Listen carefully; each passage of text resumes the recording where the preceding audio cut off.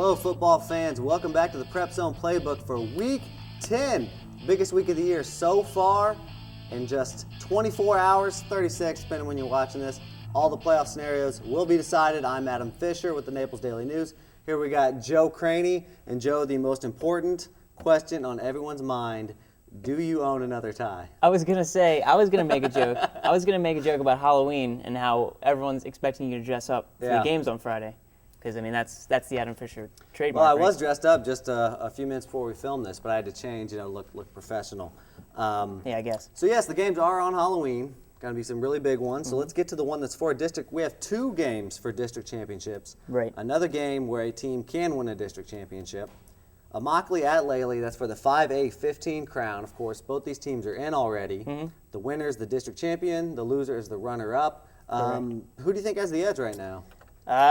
I mean, these are two teams in the area are playing their best football of the season right now. I mean, Immokalee beat up on Palmetto Ridge a week before last. They had a bye last week. And then a loss to Naples before that might have been their best game of the season. And then Lely's been pretty much outstanding the past few weeks. And anyone who thinks this game's not going to be close hasn't seen Lely lately. I think they have a very, very good shot in this one. I think it's going to be close. And these are both teams with fantastic running backs. So 2 of our best stars are going to be on the field. And Immokalee's Taylor Porter, Lely's Tupac Ismi. Tupac, yep. All right, Barron Collier at Naples. That one is for the 6A-13 district championship. However, we have a little bit of different scenario. If Barron Collier loses, they may have to play in a tiebreaker. So they're not automatically in already. Naples is in. And, of course, Naples is going to be highly favored. Do you think Barron can stick with them? I think they can. I mean, what a story! Like they lost 5 games in a row, but it didn't matter. They lost 1 district game, and then they beat Gulf Coast last week, their best game of the season. Yeah. And now they have a chance to win a district championship. Good for them. I mean, I'll take Naples, but I think what's the nickname of the game, by the way? Oh, I'm sorry. I meant to say the Crosstown Showdown. Right. So Barron, they played their best game of the season against Gulf Coast. Looked really good. Of course, Naples also has looked really good as of late. Palmetto Ridge at Estero, another tricky game because Palmetto Ridge needs to win and they need Barron Collier to lose to trigger a 3-way tiebreaker. Right.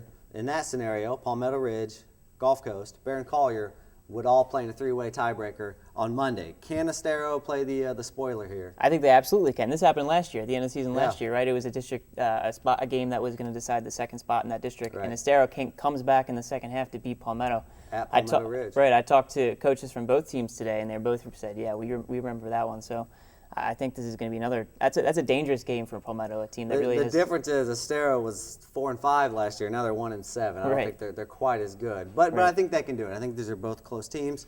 Lehigh at South quickly. A lot of weird things going on in that district. Basically, if South wins, they're district champions. Yeah, South's sitting pretty. I think they're clearly the best team. And by weird things, I mean it's not a hard district. There's only 4 teams, but there are some other scenarios where South could have to do a tiebreaker. We expect them to take care of business. And then Newman at Moorhaven. If Newman wins at Moorhaven, tough place to play. They finish runner-up in District 2A or Class 2A District 6. I don't know.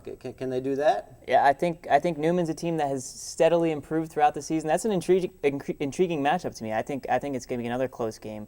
But I think the Celtics can do it. I think they Funny thing about this, if Newman loses, they have to play Moorhaven again in 2 days on a Monday in a tiebreaker. Right. And we'll get into the tiebreak scenarios at a later date because there's still a few of them out there. Other games we got going on, Community School is playing Windermere Prep. That's actually a playoff game. They're in that independent league, independent of the FHSAA. Gulf Coast at Golden Gate, First Baptist at Marco, no playoff implications for any of those. So that's it. That's your playoff rundown. Great week of games coming up. Come back to naplesnews.com/PrepZone Friday evening. Friday night we'll have live updates, live scores, have the game stories. You'll know who's in, who's out for the playoffs, and we'll check you then. Thank you.